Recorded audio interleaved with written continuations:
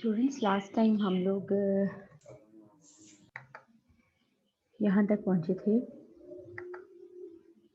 कि हम लोगों ने मल्टीपल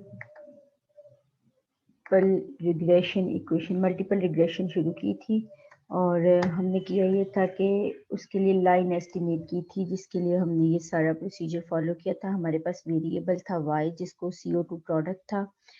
x1 जो था वो सॉल्वेंट टोटल था और x2 जो था वो हाइड्रोजन कंजम्पशन था।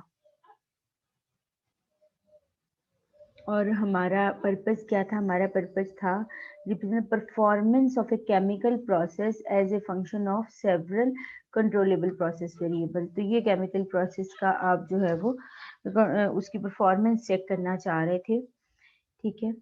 तो हमने क्या किया था, हमने रिग्रेशन लाइन जो थी वो एस्टिमेट की थी। ये सारा प्रोसीजर हमने फॉलो किया था और हमारे पास जो रिग्रेशन लाइन आई थी वो ये आई थी। ये देखें, ये आपके पास रिग्रेशन लाइन आई थी वाई कैप, ये वाई कैप है equal to 3.52 plus 0.0185 x1 plus 1। अब रहेगी इसकी इंटरप्रिटेशन कि आपको इसको इंटरप्रेट कैसे करना है। मैंने जब लास्ट टाइम आप लोगों को बताया था तो मैंने थोड़ी सी इंटरप्रिटेशन इसकी बता भी दी थी आपको, लेकिन यहाँ पे चूंकि हमने क्वेश्चन के लिए किया है तो मैं इसको इंटरप्रेट करवा देती हूँ। सबसे पहले मैं B1 को इंटरप्रेट कराऊंगी। B1 जो है वो x1 के साथ है। x1 क्या है? x1 is the solvent total. अगर आप डेटा देखें तो x1 is the solvent total, ठीक है। y क्या है? y is the CO2 product. तो और x2 क्या है? एक दफा वेरिएबल जो है वो मैं बता दूं, हाइड्रोजन कंजम्पशन है x2 हमारे पास। तो ये क्या, ये B1 हमें क्या बता रहा है? मैंने आपको बताया था कि B1 क्या है? B1 is the average change in Y due to 1 unit increase in X1 when the effect of X2 is keeping constant। तो यहाँ पे क्या है? X2 X1 के ये क्या है? यानी if there is 1 unit increase in solvent total, because X1 is the solvent total, right?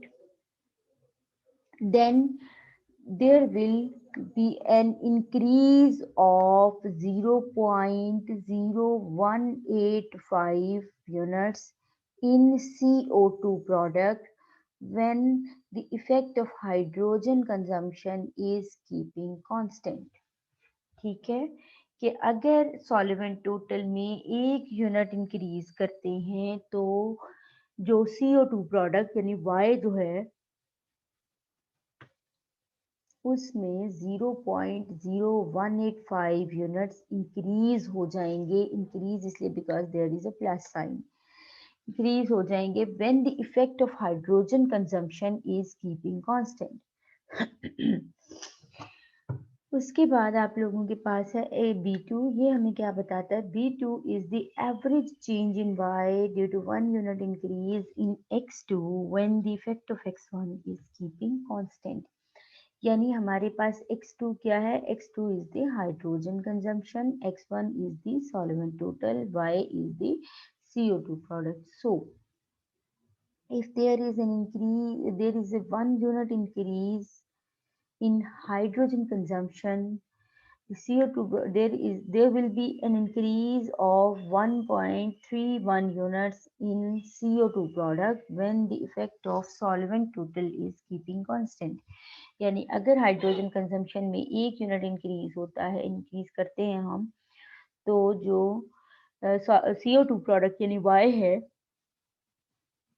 उसमें 1.31 यूनिट्स इंक्रीज हो जाएंगे, but the effect of solvent total is keeping constant.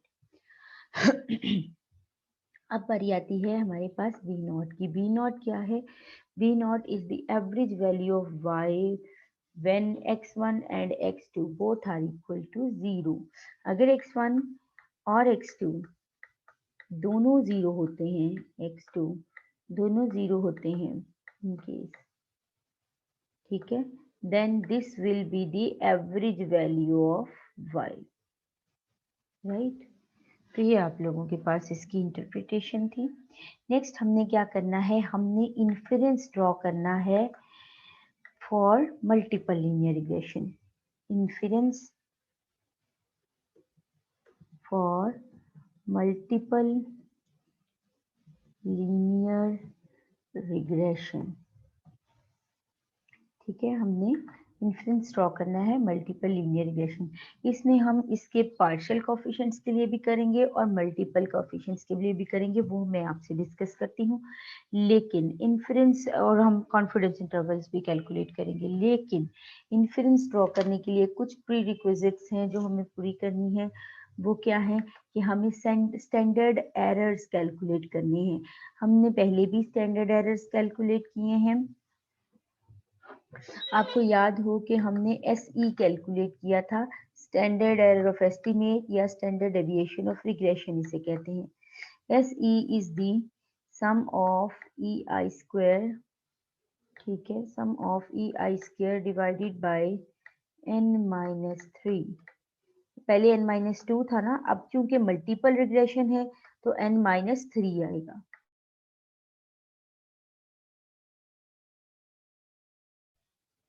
ठीक है, इसमें ये जो है ना ये n-3 आएगा क्योंकि आपके मॉडल में 3 पैरामीटर्स हैं। अगर हम मॉडल को देखें ना तो हमारे पास मॉडल क्या है, beta not plus beta 1x, right, और प्लस बीटा 2, ये x1 आ जाएगा, प्लस बीटा 2 x2। 2 पैरामीटर्स है ना इसमें, सॉरी 3 पैरामीटर्स है ना, एक बीटा नॉट, ये देखिए 1 2 3, देयर 3 पैरामीटर्स। पहले जब हम सिंपल लीनियर रिग्रेशन में करते थे तो वहां पे हमारे पास जो है वो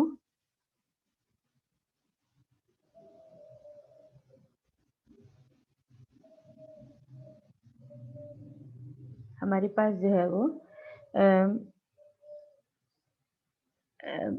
2 पैरामीटर्स होते थे, बीटा नॉट और बीटा 1। अब चूंकि मल्टीपल रिग्रेशन है तो 3 पैरामीटर हैं, तो इसमें n-3 आ जाएगा। ओके, तो हम बात कर रहे थे स्टैंडर्ड एरर की। हमने बात की थी कि SE हमने जो पहले कैलकुलेट किया था, तो SE हमारे पास क्या था, सम ऑफ EI स्क्वायर, ठीक है, डिवाइडेड बाय n-। अब जब मल्टीपल रिग्रेशन के लिए कर रहे हैं तो n-3 आएगा। इन्फ्रेंस चूंकि हमने ड्रॉ करना है तो हमें पहले स्टैंडर्ड एरर्स कैलकुलेट करने होंगे। तो E आपको कैलकुलेट करना आता है। हमारे पास E क्या है, ये वही बेसिक चीजें हैं जो हमने पहले पढ़ी हुई है, y minus y cap. So first of all we have to calculate y cap. So first of all we have to calculate y cap. हम लोग y cap कैसे कैलकुलेट करेंगे, पहले भी आप लोग करते रहे हैं, सेम उन्हीं लाइंस पे हम दोबारा से y नॉट ये कैलकुलेट कर लेंगे। ठीक है, हमारे पास जो इक्वेशन है वो है, चलिए हम इक्वेशन यहाँ पे लिख लेती हूँ। ये हमारे पास इक्वेशन है y cap equal to 3.52 plus 0.0185 x1 plus 1.31,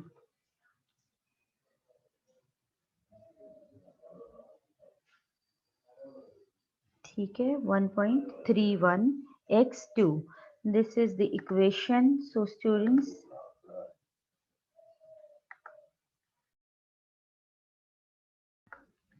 ji students, ये हमारे पास इक्वेशन है। तो हम वापस चले जाते हैं अपने डेटा सेट पे। ये देखिए यहाँ पे इक्वेशन है हमारे पास, इसको मैं साइड पे रख लेती हूँ, जस्ट मोमेंट। ये देखिए ये मेरे पास इक्वेशन है, तो ये मैं रेज कर देती हूँ।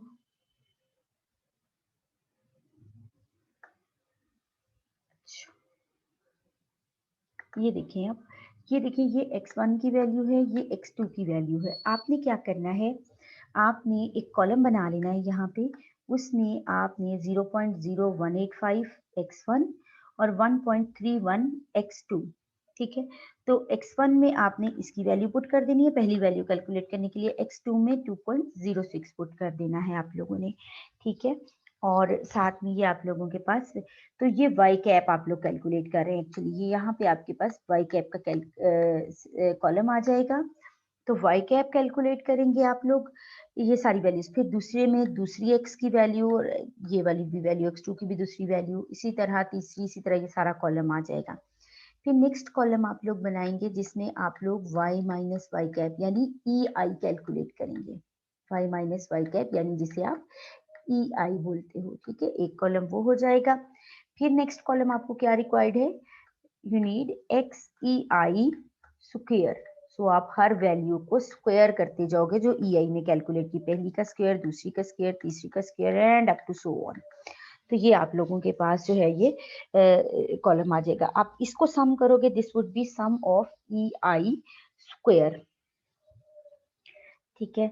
और फिर आप लोगों के पास sum of e i square आ जाएगा, और ये आ जाएगा आप लोगों के पास sum of e i square divided by n minus 3 आपने करना है। तो ये आप लोगों के पास एस्टिमेट हो जाएगा एस ई, ये आपके पास एस्टिमेट हो जाएगा एस ई, राइट। उसके बाद हमें रिक्वायर्ड जो है, इन चीज़ों के बाद हमें रिक्वायर्ड है स्टैंडर्ड एरर ऑफ B1 और स्टैंडर्ड एरर ऑफ B2। हमें रिक्वायर्ड है स्टैंडर्ड एरर ऑफ B1 और स्टैंडर्ड एरर ऑफ B2, ठीक है। ये देखें, ये स्टैंडर्ड एरर ऑफ B1 और B2 का फॉर्मूला लिखा हुआ है। इसी डेटा के लिए जब ऐसे कैलकुलेट करते हैं 7.16 आता है। तो ये देखें, ये स्टैंडर्ड एरर ऑफ B1 का फॉर्मूला है क्या, x2 डिवाइडेड बाय, अब ये सारी चीजें आपने SE भी कैलकुलेट हो गया, ये भी आपने कैलकुलेट किया हुआ है, और ये सारा भी आपने कैलकुलेट किया हुआ है, राइट।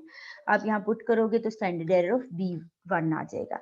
इसी तरह जब आपने standard error of B2 calculate करना है, तो स्टैंडर्ड एरर ऑफ B2 में क्या करेंगे, आप सिंपली फॉर्मूला में जहाँ x1 है वहाँ x1, वहाँ x2, और जहाँ x2 है वहाँ x1 से रिप्लेस कर दोगे।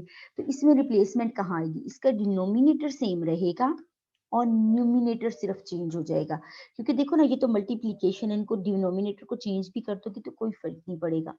तो आप सिर्फ न्यूमिनेटर में लिखोगे S standard error of B2 calculate करने के लिए लिखोगे S standard error of, sorry, लिखोगे एस x1 लिख लोगे, तो वो आप लोगों के पास जो है वो स्टैंडर्ड ऑफ B2 कैलकुलेट हो जाएगा। तो ये चीजें आप लोगों ने कैलकुलेट करनी है ताकि हम लोग इन्फ्रेंस तक जा सके, हम लोग अपना इन्फ्रेंस जो है वो ड्रॉ कर सकें।